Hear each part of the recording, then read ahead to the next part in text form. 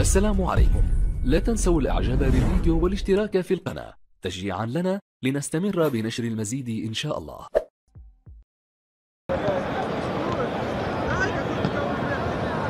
خلي يكمل.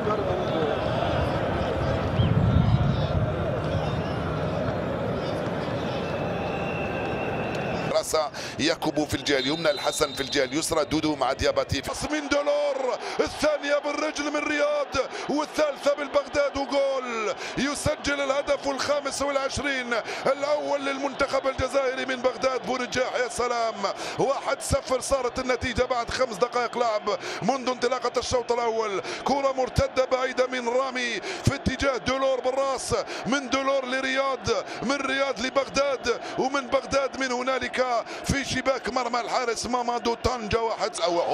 رائعة الكرة هذه، خطيرة، رائعة، خطيرة، والدفاع عن طريق رامي لصالح اللاعب جيتون، وخروج موفق مرة ثانية لجيتون. وضربة مرمى الحكم يحتسبها لصالح الحارس مامادو طنجة. المنافستين، الكرة لبغداد بونجاح في خطأ لصالحه، يصفر الحكم المالي. تارة يخرج بغداد، نية جمال بالماضي انه حب يلعب كل اللاعبين. من خطيرة عن طريق لاعب جيتون، ارضية، رجعت مرة ثانية جيتون يراقب الكرة، جيتون يرفعها رائعة، الراسية شيبي، والركنية، الراسية من شيبي، والحكم المالي يقول ركنية. جيتون على مرتين من هنالك على الجهة اليمنى. هي مع اسماعيل بن ناصر، ترجع له فارس مرة أخرى باليمنى، فارس بعيدة الكرة هذه من شيبي، راحت ضربة مرمى لمامادو طنجة حارس منتخب النيجر. ناحية ديلور، كادت تضيع هذه الكرة من مامادو طنجة، كان رياض قريب من اللقطة. هنا تدخل المدافع ياكوبو، يوصلها مباشرة ناحية جيتون، رائع الكرة مباشرة ناحية حجام، يراقب كورتو، حجام يرتكب خطأ، هنا يصفر ضده حكم المباراة لصالح بوبكار موموني، 26 سنة في عمره. كرة بعيدة راحت سهلة للحارس مصطفى الزغبة، بشيبي لحجام، يطبها الشيبي، لم تصله الكرة. ما زالهم في الصراعات وفي الثنائيات أقوياء عناصر منتخب النيجر، تدخلاتهم قوية جدا، مش أقوياء، تدخلاتهم قوية جدا في الثنائيات وفي الصراعات. رياض محرز يبحث عن الكرات في العمق، يخرج بغداد من وضع التسلل، رياض محرز مرة ثانية يرفعها، والدفاع يخرجها، رب من المراقبة بغداد، والكرة المرفوعة خطيرة، وخروج موفق من الحارس، وخطأ هنا من دولور. قلت لكم دولور هذا يدهس الجميع. دولور هنا يصطدم بالحارس، دولور كرة ممتازة، دولور والكرة في الركنية.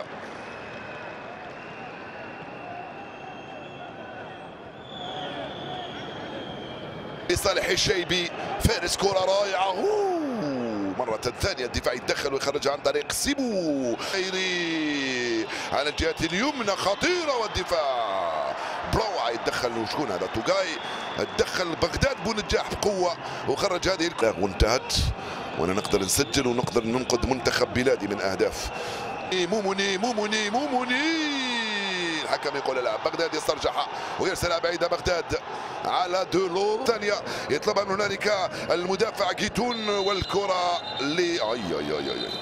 سلامات رابح وخاسر، كرة خطيرة، رائعة من أمادو صابو، ورائعة من مصطفى زغبة، ينقذ أول كرة صعبة لصالح منتخب النيجر. اللعبة الثنائية كانت رائعة جدا. هنا رامز يخطئ، لا تحتج يا رامز، قد لا يعطيك البطاقة الصفراء على الخطأ، ولكن يعطيك على الاحتجاج.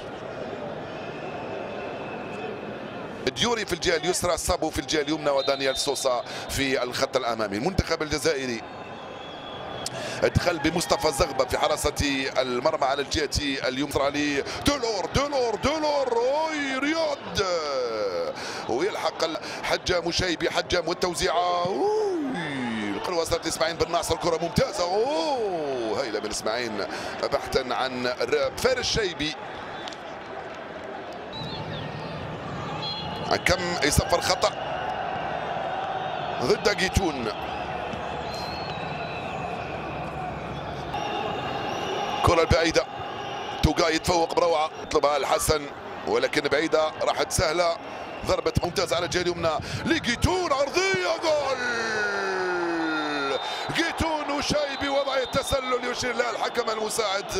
رائع اللعبة هنا على الجهة اليمنى، مش وضعية التسلل مشكوك في ناحية سوسة وطوقاي. الحكم خلى اللعب، رجعوا صفر خطأ لسوسة. دولور على الشيبي، راحت مباشرة ضربة مرمى لمنتخب النيجر. حسوا بأنه الكرة ما حطيناهاش في الأرض في الشوط الثاني هذا. يعني بونجاح، رائع من بغداد، ويلحق عليها دولور. التغطية الدفاعية من قبل نبيل بن طالب في مكان اسماعيل بن ناصر. مازال بلايلي يدخل، يوسف مازال التوزيعة، بلايلي رائع الكرة من يوسف في اتجاه دولور، والكرة في الركنية لصالح المنتخب الجزائري. راحت سهلة والحكم المساعد رفع الراية.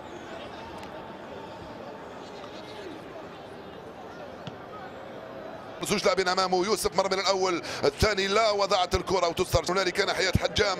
حجام تسديد،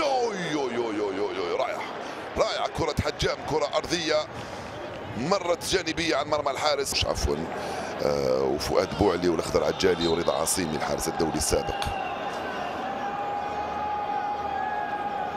وسط احتكاك بين حجام وبين نجيب يعقوبو. ان شاء الله سلامات يا حجام. انا متاكد بانه حجام في الدوري الفرنسي في فريق نانت. عبد الرحيم الحسن في كره داخله، الحسن ينفوين بعيده يا الحسن، بعيده. مستوى نمط اللعب لا، الله اكبر حق.